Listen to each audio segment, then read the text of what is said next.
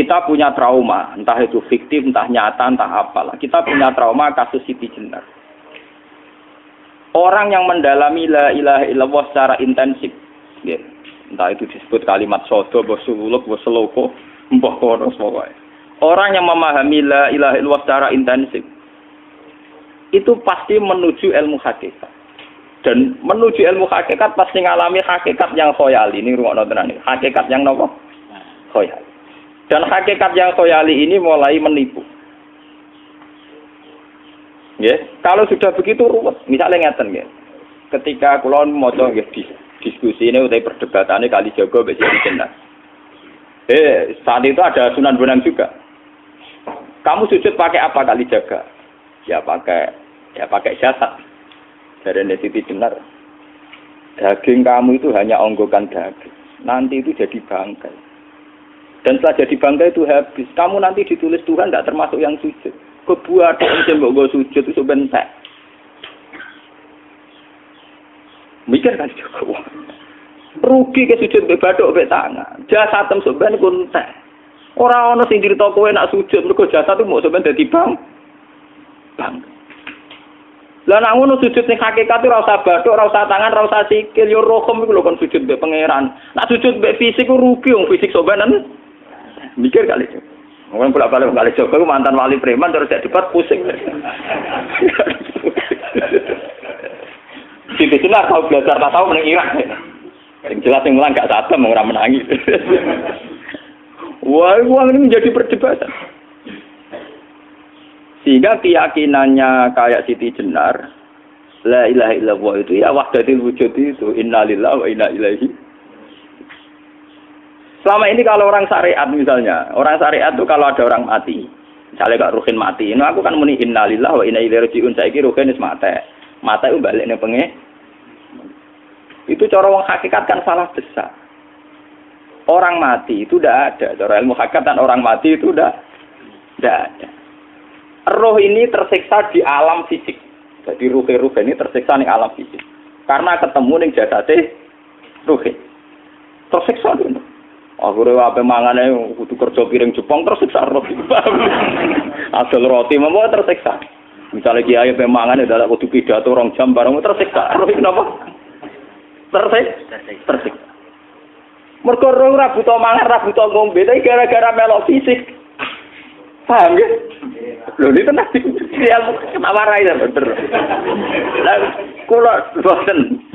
Sampeyan betul lho guru waras maksudnya nggih. Artinya waras secara akademik karena ada referensi, ada marojek, nggih. Waras secara hakikat. Kula niku umpama rasake sampeyan wis ilmu hakikat. Artinya saya juga ngalami ilmu hakikat. Lan ketika sing aran hikam, wong ora tau muka safa ora usah dadi ulama. Entah sekian detik ulama itu harus pernah muka safa. Biar merasakan ilmu napa? Ada. Tapi ilmu hakikat itu bisa dilogikakan sebelum sampean sampai secara musyahadah. Paling enggak bisa sampai secara logika. Manusia itu mulai Nabi Adam sampai sekarang itu kan punya roh. Dan roh itu tidak makhluk. Ya, roh itu tidak makhluk. Ketika roh itu diletakkan di jasad, dia itu tersiksa. Karena ketika dia ke jasad fisik, namanya mengalami keterpisahan dengan yang abadi. Dia ini yang jasad fisik, tersiksa. Karena dia harus di alam yang kasat mata, alam mulki. Tersiksa. Ketika dia tersiksa, semelok ruhin, akhirnya dia mangannya kangelan, akhirnya lesu, mangan. Padahal roh gak butuh mangan, perlu dicatat, roh gak butuh. Ya ora butuh gunung kidul barang kan ora butuh rabi. Paham kan? Ya ora butuh putus cinta, ora butuh pegatan, ora butuh macam-macam. Paham? Tapi karena dia nemplek jasad sing butuh mangan, butuh rabi, butuh wedoan macam-macam. Akhirnya roh tersiksa. Suatu saat kalau roh ini dalam bahasa manusia mati, ini dalam bahasa manusia mati. Ini hakikatnya roh itu tidak mati, dia kembali ke habitatnya.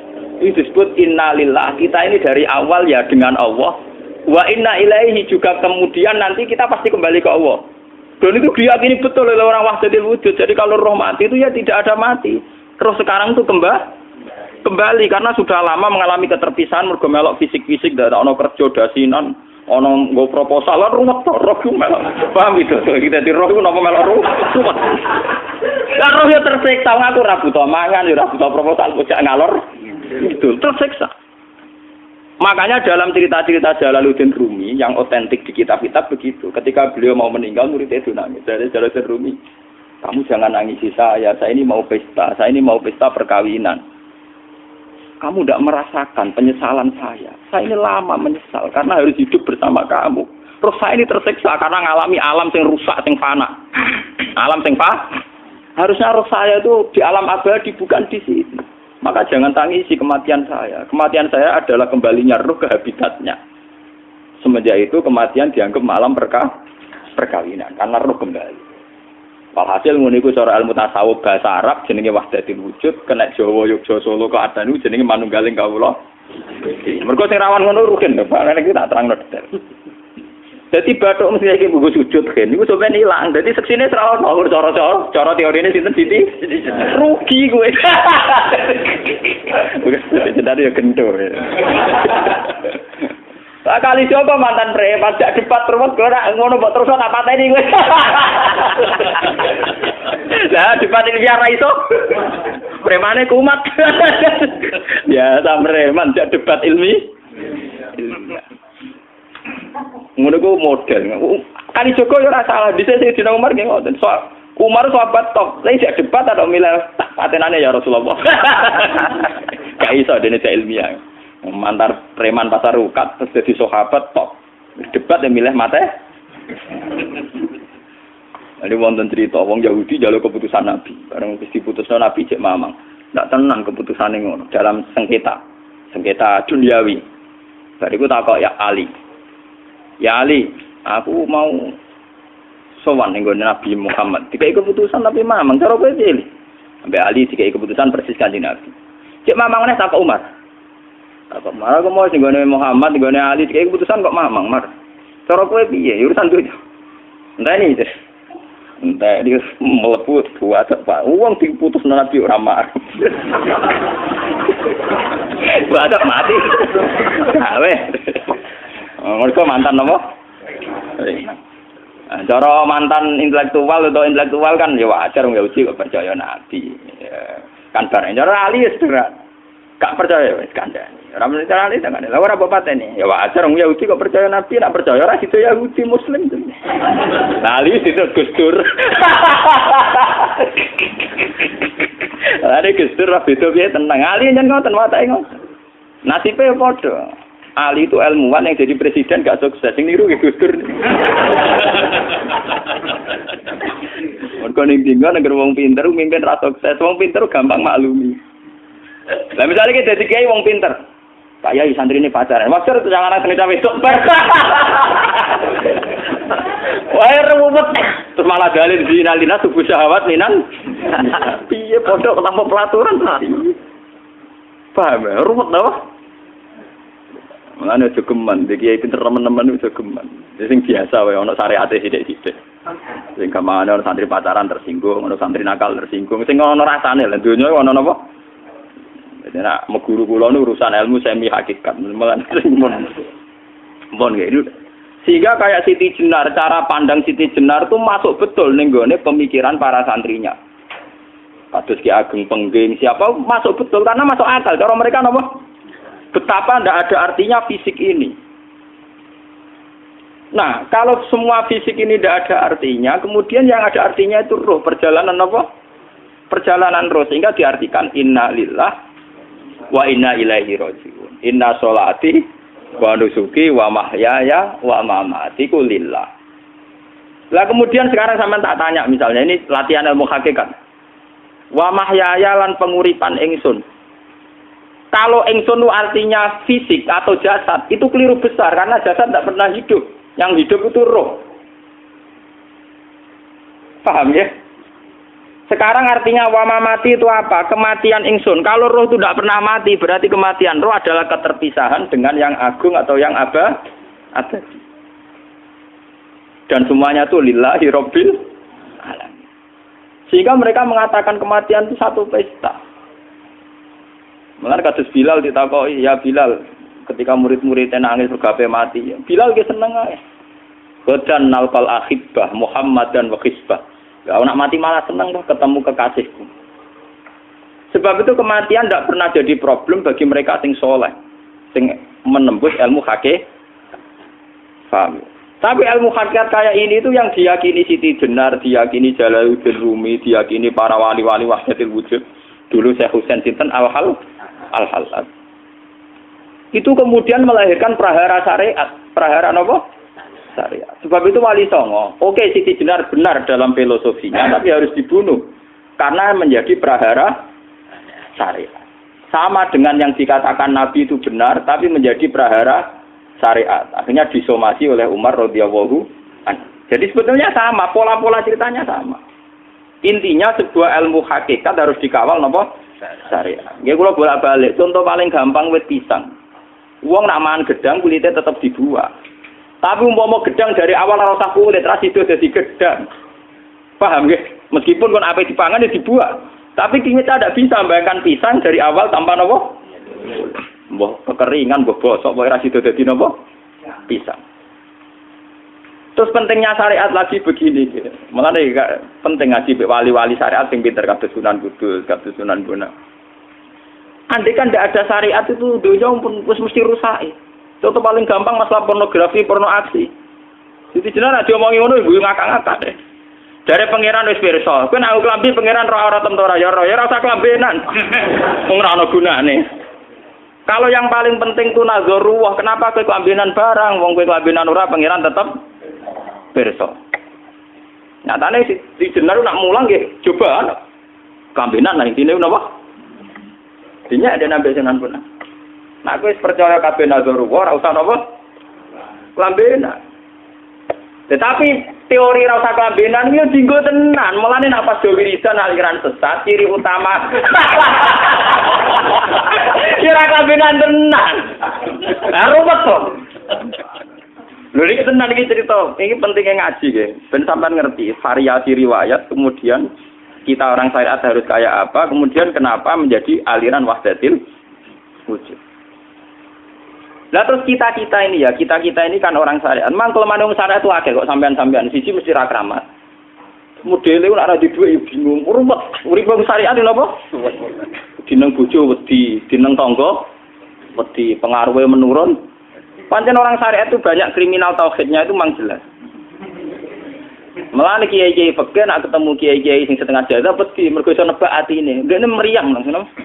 Sing kiai ra tau salat keramat padahal ngambungan wong. Sumudina salat 4 waktu kok ora tau keramat. Wong ape buah utang tanggane iku keramat apane? Sing kono ngawur ngawur sowan pirang. Meriang mulai syariat ngadepi wong hakikat napa? Mulane jogeman dadi wong syariat sing ngene iku bahaya. Nah kula mboten ngarah. Sampai dadi wong syariat sing ra keramat. Bahaya sekali itu bagi perjalanan agama. Kalau sering ketemu kiai-kiai yang terkenal keramat di Juwaduk tiang-tiang hakikat. Ditantang kanca-kanca kula wani, tantang aku tetep rawani kok. Mikir deh. Karena orang yang sama-sama ke jalur hakikat tetap punya alamat, tetap wonten simahum fi wujuhi min atsari sujud. Cara pandangnya mesti sama. Kalau nanti ketemu murid, ya artinya yang ikut aliran Siti Jenar, dia ada sholat, ada apa, hidup di satu tempat gitu. Padahal dia bisa baca ihya. Dulu pernah mondok di Mekah, pernah di Irak. Itu ya meresahkan para kiai. Kemudian sebagian mereka minta saya suruh ketemu. Ya walhasil kalau ketemu pertama gitu.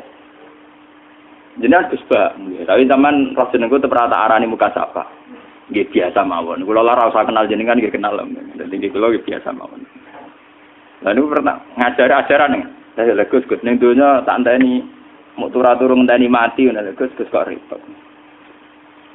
Jawaban kula terus ya. Sampai jare wong hakikat wong ngenteni mati barang. Ya mati wis saiki iku.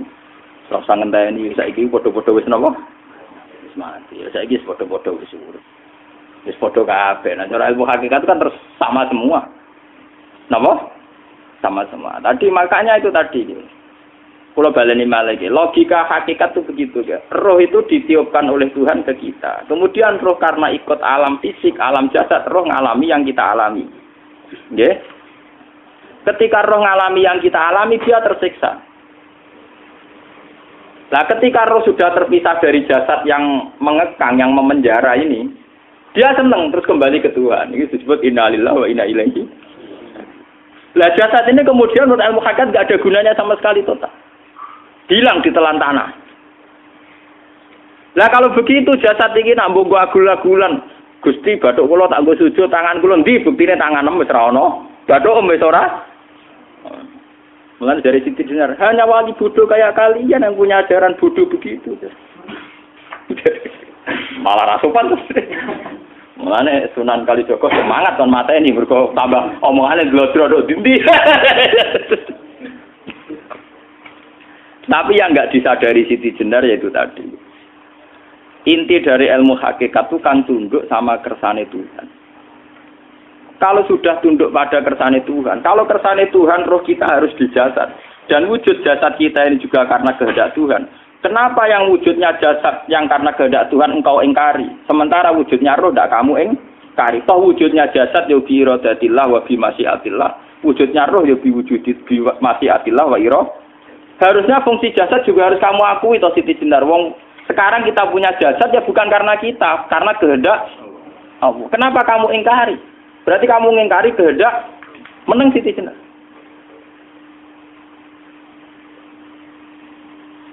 Makanya hakikat yang pertama saya itu pasti khayal. Lah Siti Jenar itu hakikatnya baru yang sampai khayal itu. Sehingga dia tersesat. Sebetulnya kalau sudah hakikat beneran itu tidak perlu khayal begitu. Artinya tidak perlu khayal. Jasad kita sing senajan ora ana gunane ini. Tetep piye wae wujudnya karena kehendak Allah. Juga kita harus terima. Apapun kekurangannya, apapun kenaifannya, ironisnya harus kita terima. Ini sebagai bentuk penerimaan kita pada masyiatil. Begitu juga keadaan roh kita sebagai penerimaan atas masyiatil. Meskipun ada teori-teori roh yang lebih valid. Lebih valid misalnya begini. Kanjeng Nabi itu suatu saat ininya terputus karena perang Uhud. Itu Kanjeng Nabi dia dolanan drijine ini. Napa cara niki napa jari jemari ini Nabi putus. Iki dolanan. Jadi Nabi sendiri kadang sering ngajarkan ilmu hakikat. Hal lagi illa usbun udmiyat wa fi sabilillahi ma la fi. Kowe ora trimo fisik, bentuk fisik jari jemari sing ditetir berdarah. Tapi nak kue fisabilillah ayo wis balik ning habitatem. Jika kenapa para sahabat itu ketika dicincang, ketika putus tangannya, putus kakinya, sahabat yang usul ke ilmu hakikat itu malah senang. Karena jasad kita ini kan ila sabilillah menuju jalan Tuhan. Sekali dia sudah terluka fisabilillah itu sudah menemukan formatnya. Cara teori Cina bisa menemukan formasinya. Paham gitu? Ora kok malah ngeluh itu berarti goblok nek ngeluh paham no? Paham napa? Jadi, makanya Nabi ngertikan, ya itu sudah ketemu formatnya. Ketika rohnya para syuhada nanti kembali ke Tuhan, ya ketemu formatnya lagi. Itu disebut wala taqulu lima yuqtalu fi sabilillahi amma. Dia tidak mati sesuai formasi awal, yaitu roh kembali ke Tuhan dan jasad ikut mengawal. Nah itu Nabi kadang ya pakai ilmu hakikat begitu. Mulane kula bolak-balik matur, kula nunggis mulai umur 20 tahun napa pinten. Kula ngasih nggih gadah penyakit dan ekstrim penyakit saya. Sampai saat ini kula nak ngobatno ndak lebih 50% nggih karena saya tetap berpikir. Misalnya cara syariat kan berobat, tapi cara hakikat apa betul keberadaan saya di alam ini penting. Sehingga aku kepengen urip tak bela-belani ngantek ratusan juta. Jangan-jangan penting mati ikuti bang uripku. Lah nak ngono lha apa tak bela-belani? Entek ratusan juta.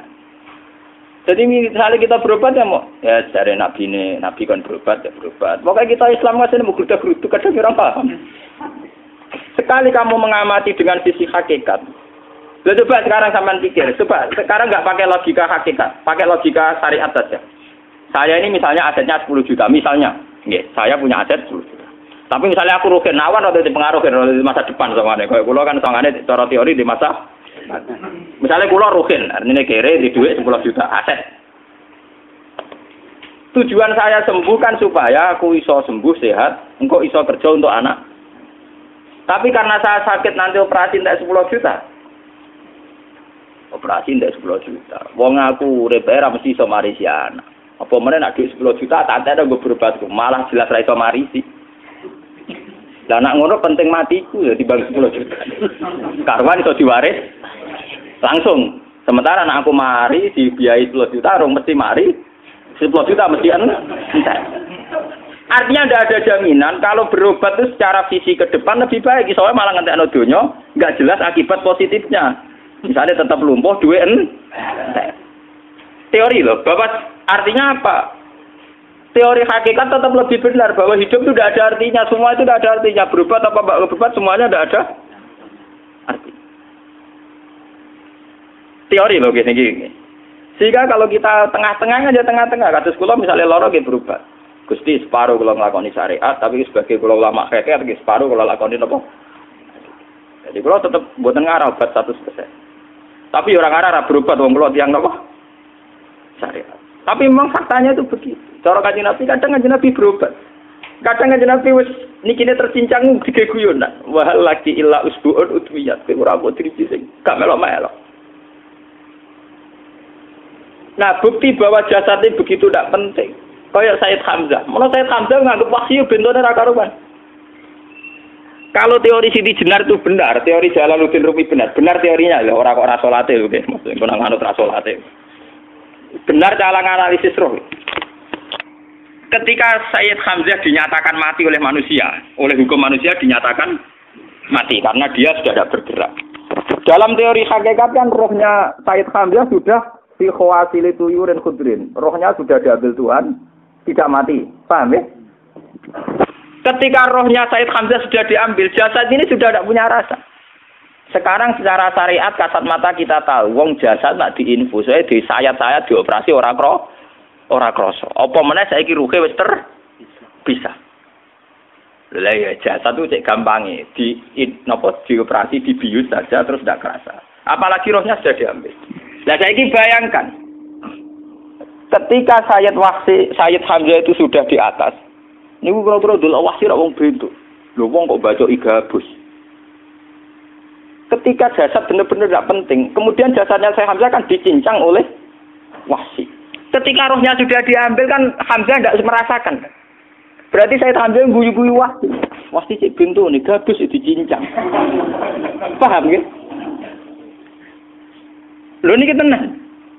Artinya ketika pandangan manusia iba kepada Sayyid Hamzah karena dicincang, dimutilasi oleh wahsi. Wahsi tidak mengalami Pak Sinten, Sayyid Hamzah tidak mengalami apa-apa karena rohnya sudah bersama Tuhan. Dan iso wae Sayyid Hamzah malah guyu-guyu wahsi. Cek goblok gabus kok dicincang.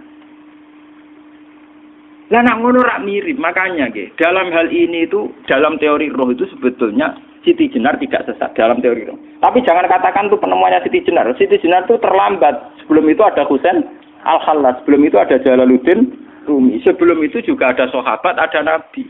Cuma cara aplikasinya Siti Jenar melenceng. Jadi jangan katakan kok tak kampus-kampus, itu pendapat Siti Jenar itu malah goblok meneng. Siti Jenar itu wis anut, paham nggih maksud apa? Wis anut. Nah, teori yang sama terjadi pada Yesus Kristus. Ketika Yesus misalnya secara lahir dicincang, dimutilasi, diapakan oleh orang Yahudi.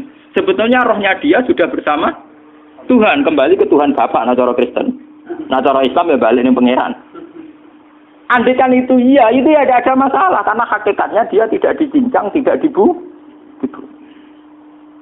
Andai kan iya, tentu menurut Islam yang dibunuh Yudas atau siapa itu yang masuk piala. Tapi sama sebetulnya teorinya sama. Kalaupun iya tidak ada masalah. Oke, kalau misalnya Nabi Isa karena ada kontroversi menyangkut dia atau Yudas. Sekarang yang Zakaria dan ya. Zakaria Yahya itu dicincang betul oleh orang Yahudi, matinya dimutilasi. Tapi dia tidak apa-apa.